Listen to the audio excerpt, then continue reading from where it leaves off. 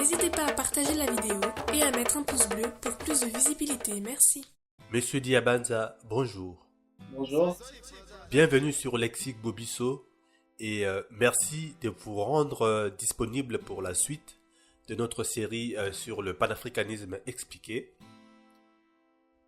Nous avons par ailleurs quelques questions avant de poursuivre. Dites-nous par oui ou non si c'est du panafricanisme et l'appuyer par un argumentaire. Alors, s'opposer aux intérêts impérialistes, capitalistes, occidentaux en Afrique, est-ce du panafricanisme ou pas? C'est un courant du panafricanisme parce qu'un panafricanisme sans s'opposer à l'impérialisme ou au capitalisme, parce que quand on parle de s'opposer des intérêts occidentaux, il faut bien préciser, et s'opposer aux intérêts des capitalistes et, si vous voulez, de ceux-là qui, depuis belle lurette, continuent à détruire systématiquement et à piller les richesses africaines. Et je pense que c'est l'un des moteurs du panafricanisme, c'est que, résumé le président Kwame Nkrumah, les néocolonialismes et le dernier rempart de l'impérialisme. Donc, on voudrait dire par là que c'est l'impérialisme, les intérêts impérialistes qu'il faut combattre. Oui, c'est du panafricanisme. Combattre pour l'instauration d'un système de gouvernance basé sur la démocratie. Est-ce du panafricanisme ou pas? Pas forcément, parce que tous les démocrates ne sont pas panafricains. Il y a de ceux qui, aujourd'hui, exercent ou aspirent à la démocratie, mais pas forcément qui sont panafricains. C'est-à-dire que c'est des gens qui peuvent rester dans des intérêts des États et de mécanismes tels qu'ils sont instaurés aujourd'hui, sans pour autant être panafricains, mais ils peuvent être démocrates. Comme il y a des panafricains qui aspirent à une gouvernance démocratique. Défendre bec et ongle, voire même au prix de la vie, les frontières héritées de la colonisation. Est-ce du panafricanisme ou pas? C'est contradictoire, parce que justement, les frontières héritées de la colonisation est un aspect de la division en Afrique. Ces frontières ont été justement mises en place pour diviser les Africains au bénéfice des intérêts des puissances expatriées ou des puissances occidentales. Donc, on ne peut être panafricain et rester sur de bases héritées de la colonisation. Donc, le panafricanisme veut bien évidemment la déconstruction de tous ces États hérités de la conférence de Berlin pour commencer à créer des États sur de bases et de courants politiques qui émanent de nous. N'est-ce pas un peu du racisme, ces combats essentiellement axés sur le noir, tel que préconisé par les panafricanismes, qui a des adhérents noirs pour l'essentiel? Non, il n'y a aucune notion de racisme dans le panafricanisme. Il est évident que le noir que vous citez ou que vous énumérez sont dans une situation qui est calamiteuse. Et quand on est dans une situation calamiteuse, on cherche la voie de sortie. Les penseurs africains, depuis des générations et des siècles, ont estimé que l'unité était la seule voie. Et l'unité est la seule voie qu'il faut suivre. Parce que cette voie de l'unité, c'est la voie de l'harmonie, c'est la voie du respect des êtres. Et c'est pour ça que le panafricanisme repose sur ces socles. Donc, il n'y a nullement aucune notion, je dirais, du racisme dans le panafricanisme.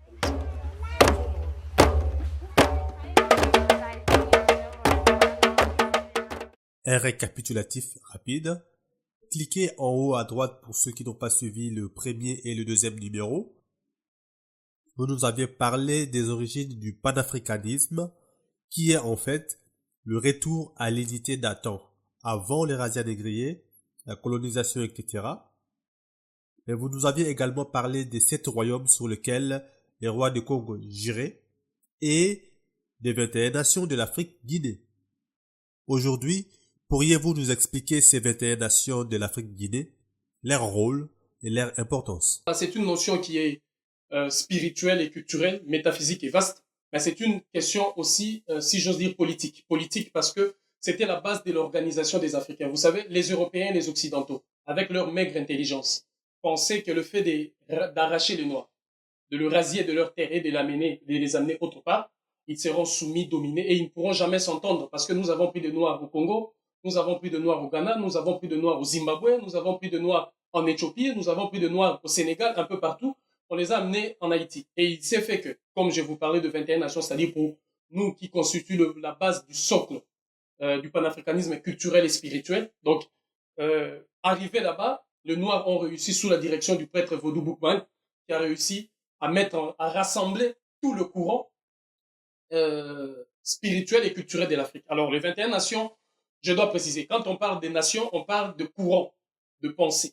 C'est de courants de pensée comme aujourd'hui dans le monde occidental, on a de courants de pensée, des démocrates, je ne sais pas, des centristes, des libéraux, des conservateurs, ce sont de courants de pensée. Et ces courants de pensée, nous, beaucoup d'Africains ou beaucoup d'autres peuples sont allés apprendre ça à l'école. À l'école académique, vous apprenez une culture et des notions qui ne sont pas les vôtres. Alors que ces courants de pensée ont forgé les identités des nations occidentales et de peuples européens pendant des siècles et des décennies. Ce qui fait que quand ils ont donné naissance à leur parti politique, ils savent de quoi ils parlent. Donc ce sont des courants. Vous verrez que dans chaque parti politique, ils ont des références philosophiques. Ils ont des références, ils diront Voltaire a dit, Jean-Jacques Rousseau a dit. Ils ont aussi des références bibliothèques spirituelles, des penseurs donc. Alors, si vous demandez aux nations africaines, par exemple, aux peuples africains qui rentrent dans ces courants de pensée, citez-moi un Africain qui est, je ne sais pas moi, qui ait une tête pensante ou philosophique reconnue sur un Occident par rapport au centrisme, par rapport au conservatisme, par rapport au libéralisme économique, par rapport à la démocratie même.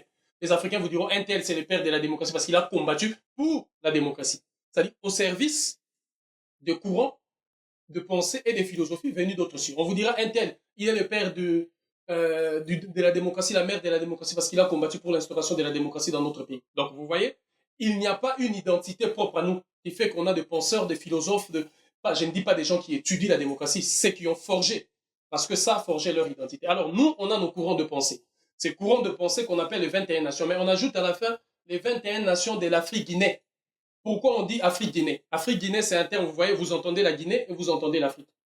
Lorsque nous avions été déportés, nos pensées étaient toujours tournées vers l'Afrique. Quand on dit l'Afrique-Guinée, la Guinée, c'était le nom véritable de ce qu'on disait, c'est-à-dire quoi? L'Afrique-Guinée, ça fait référence le pays qui existe, la Guinée, n'a pris qu'une portion ou une partie d'une notion philosophique et spirituelle de l'Afrique et ils ont pris ça, ils ont donné le nom de leur pays. Voilà ce qu'ils ont fait. Donc ça ne parle pas de la naissance de ces pays ou de ces royaumes, mais ce sont des notions philosophiques, culturelles, spirituelles de l'Afrique, d'où vous vous inspirez et vous prenez, vous donnez le nom. Donc c'est comme quand on dit Europe, c'était une fille qui a été dans l'histoire mythologique de l'Europe. Vous entendrez parler de l'Europe qui a été enlevée, ceci, c'est là, fille de Dieu. Donc il y a toutes ces histoires. Et la Guinée, c'est pareil. C'est-à-dire que nous avons puisé dans nos traditions, dans nos philosophies, dans nos récits mythiques et légendaires, et nous avons donné le nom de la Guinée. Mais quand on dit Afrique-Guinée sur le plan national, Afrique-Guinée voudrait dire ce qui est à vous, ce qui vous appartient. C'est que vous n'avez puisé ni ailleurs, ni à l'extérieur, ni à gauche, ni à droite. Ça vient de vous.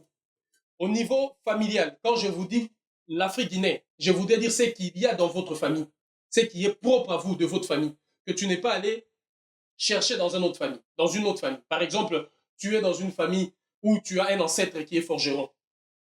C'est l'Afrique-Guinée. Parce que quand tu sers cet ancêtre-là, tu sers l'Afrique-Guinée, c'est ton ancêtre biologique. Quand tu vas chercher dans une autre famille où leur ancêtre était agriculteur, tu cherches à l'extérieur. Ça fait partie de l'Afrique, mais ce n'est pas ta famille biologique. Or, l'Afrique-Guinée, c'est d'abord ce qui est de ta propre famille. Et si on monte, c'est ce qui nous appartient à nous, Africains. C'est de courants philosophiques, de courants de pensée que nous n'avions pris ni à l'Orient, ni à l'Occident, ni à l'histoire. C'est africain. Le 21 nations de l'Afrique, Guinée. C'est pourquoi ces 21 nations pour nous, 21 nations, si on doit formuler la phrase en bon français, ce sont des nations qui, pour nous, constituent la base de la dignité. Et, si j'ose dire, de notre véritable développement et réconciliation avec nous-mêmes. Alors, je vais essayer de rentrer en détail pour vous expliquer les 21 nations, sachant déjà, comme je vous le disais quand on a parlé de royaumes, on avait 3 têtes qui dirigeaient ces royaumes. Nous avons le Congo Ibo, avec le roi de Congo qui est considéré comme le roi de tout le noir. Nous avons le Sénégal, avec ce qui est devenu le roi du Sénégal. Et nous avons le roi du Dahomey. Ils sont les 3 qui dirigent cet empire. Alors, dans chaque tête, il y a 7 nations. Derrière le Congo, il y a 7 nations. Derrière le Dahomey, Congo Ibo, il faut préciser, il y a 7 nations. Derrière le Dahomey, 7 nations. Derrière les Sénégal, 7 nations. Alors, moi, je vais vous donner, quitte à vous, et à la sagesse de nos ancêtres, et de vos lignées, de pouvoir ordonner les choses pour que vos têtes redeviennent à l'autre. Alors, ce que je vais vous donner, je précise, il y a 2 dimensions. Il y a une dimension qu'on appelle ésotérique. C'est ça que je vais vous donner. C'est la dimension ésotérique.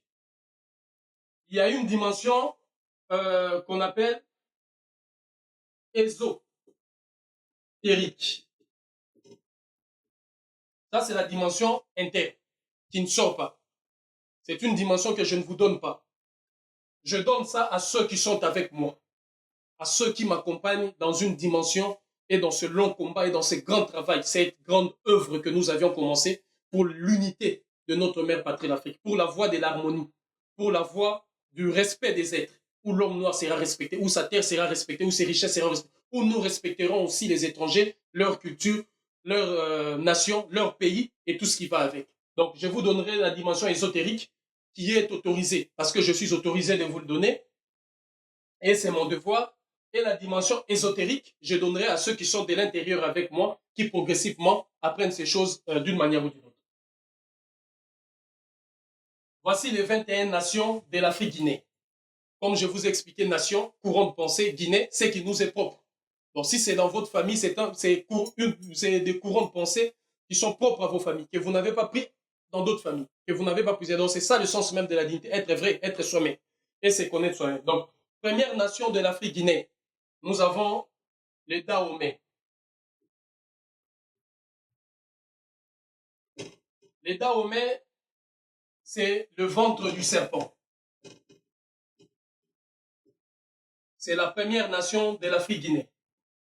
Quand le serpent se déplace, le serpent, quand il se déplace, son ventre touche la terre. Ce qui signifie qu'il connaît les secrets les plus anciens et les plus enfouis sur la terre de l'Afrique. Ici sont sortis tous les rois qui ont dirigé l'Afrique. Je voudrais préciser, c'est comme la question que vous avez posée tout à l'heure. Dahomey, il y a un royaume qui s'appelle Dahomey, qui est aujourd'hui devenu le Bénin. Ce nom ne vient pas de là.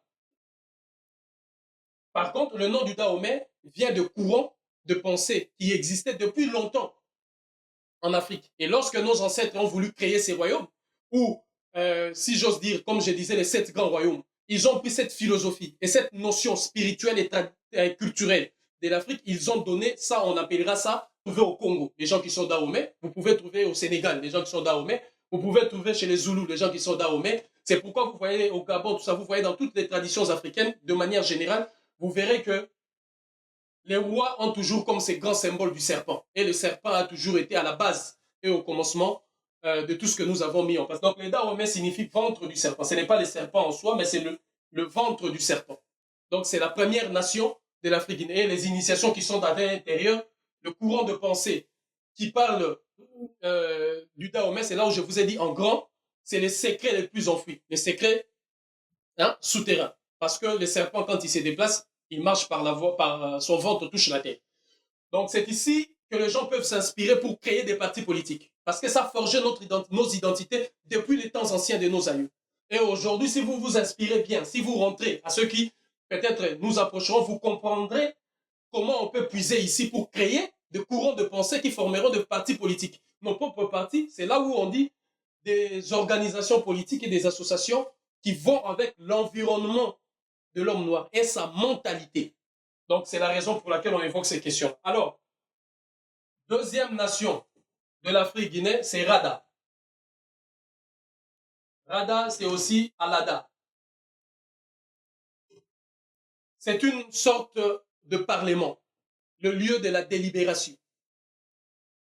Là où on délibérait les lois, non seulement les MINSIC ou le principe et les lois de nos sociétés, mais là où on délibérait aussi par rapport au conflit, par rapport aux questions, quand il fallait solutionner certaines questions. On s'est rassemblé, c'est une forme d'assemblée, on s'assemblait, on présentait les faits et on délibérait. Cette assemblée-là, c'est aussi l'assemblée, si vous voulez, ça c'est ésotérique, ce sont des questions qui sont ésotériques, donc l'assemblée de l'autre côté, là je vous parle de cette assemblée comme les assemblées que vous voyez, la plus grande assemblée. Donc la forme des parlements et des notions démocratiques, ce ne sont pas des notions qui sont étrangères à l'Afrique. Une façon où le peuple s'assoit, délibère et vote, décide sur des questions. Donc Rada et Alada, c'est une sorte de parlement. Nous avons la troisième nation de l'Afrique guinéenne, c'est les Nago. Troisième nation de l'Afrique guinéenne, c'est les Nago. Le Nago, ce sont des grands esprits, si vous voulez, qui contrôlent l'élément eau et feu, les Nago. Souvent, on les associe à ce que vous appelez des dragons. C'est les Nagos. Ce sont ces grands esprits-là. Ils sont considérés comme des grands guerriers. Les Nagos. Donc c'est la philosophie, ces courants de pensée peuvent donner même en Afrique de gens qui forment des structures, des associations, des organisations politiques, se basant sur ces courants de pensée. Au lieu d'aller chercher les sociodémocrates, les libéraux, les conservateurs, cela ne correspond pas à notre environnement déjà, social, culturel, je dirais même écologique. Et ne correspond surtout pas à notre écosystème et à notre système solaire. On verra ça plus loin. Donc, vous voyez, les Nagos.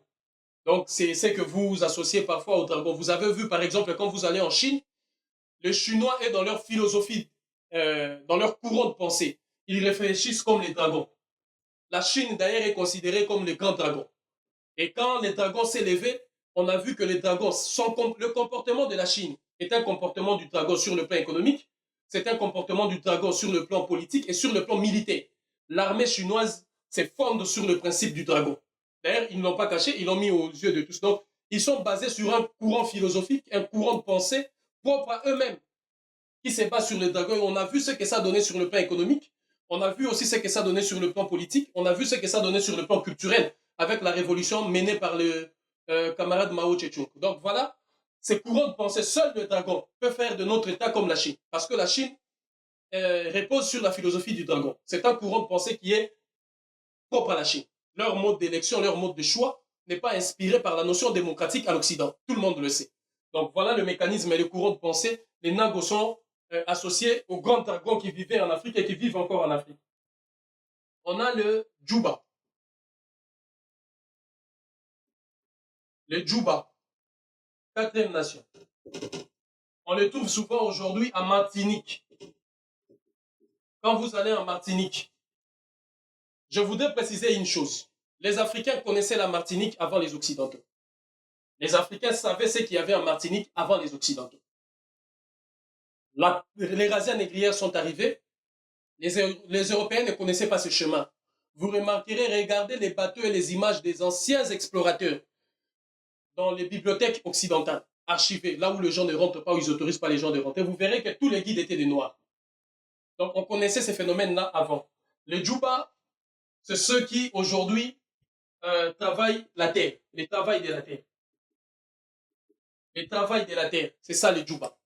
C'est cette philosophie-là. C'est comme si vous créez un courant de pensée ou un mouvement politique des agriculteurs, où les agriculteurs défendent leur façon de faire l'agriculture, défendent par leurs opinions ce qu'il faut faire pour que l'agriculture soit dense, pour que l'agriculture respecte l'environnement, pour que l'agriculture nourrisse tout le monde, pour que l'agriculture crée de l'emploi.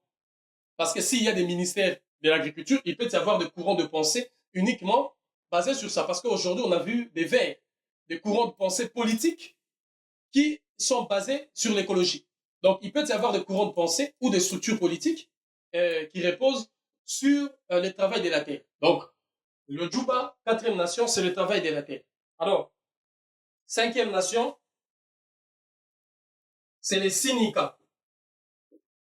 Sinika. Je pense que c'est ici la racine du mot qui est parti de Sénégal. Les Sinikal, cinquième pensée, cinquième courant de pensée, donc des 21 nations de l'Afrique Guinée. Et les Sinika, c'est ceux qui tiennent le sacrifice du pigeon ardoise. Je ne vais pas trop loin. Allez faire des recherches sur le pigeon ardoise ou le pigeon ardoisé. Vous allez comprendre de quoi il s'agit. Il y a énormément de notions là-bas à l'intérieur qui peuvent vous inspirer dans tout le domaine de la société et de la vie.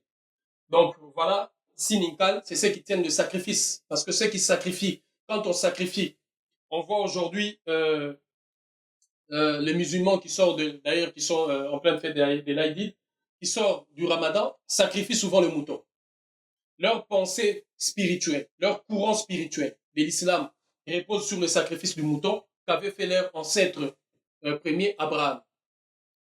Donc, eux, ici, les Sininka, notre premier ancêtre, c'est lui qui avait sacrifié les pigeons ardoisés. Et pourquoi avait-il sacrifié les pigeons ardoisés? c'était sur l'ordonnance des grands esprits africains.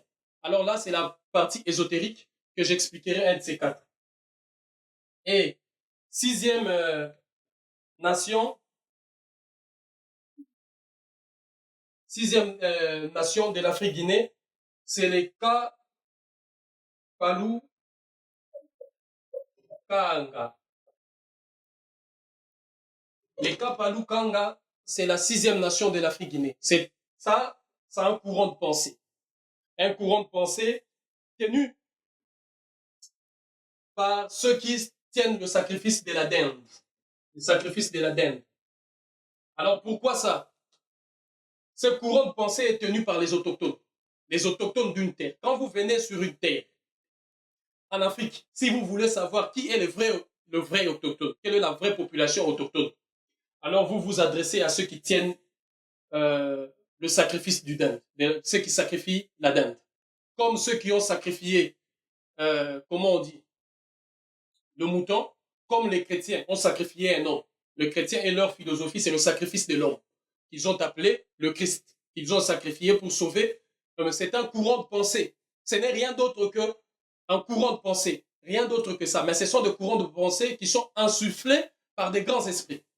Et qui, descendu quelque part, et qui est devenu, vous l'avez construit en religion. Comme ça, vous voyez dans beaucoup des rites spirituels de l'Afrique, il y a des gens qui le font, c'est devenu comme des religions, comme on voit dans le vaudou, dans toutes ces choses-là. Donc voilà, les Kapalu-Kanga, c'est ceux qui tiennent le sacrifice de la dinde. Alors ce sont les autochtones. Les autochtones. Alors je vais vous donner une idée de qui tiennent la mémoire pour vous dire qui sont les autochtones. C'est ça, ce que vous appelez les griots. Voilà, ce que vous appelez des griots.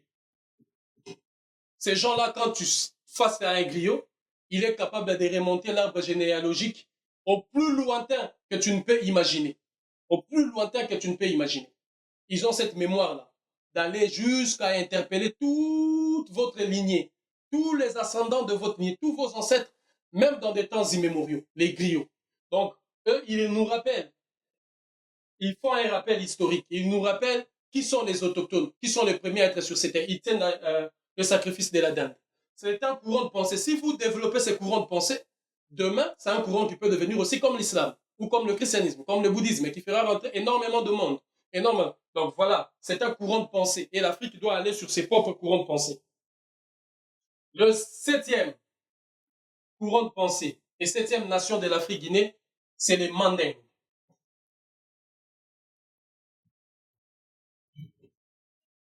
Qu'on appelle les Wassoulou.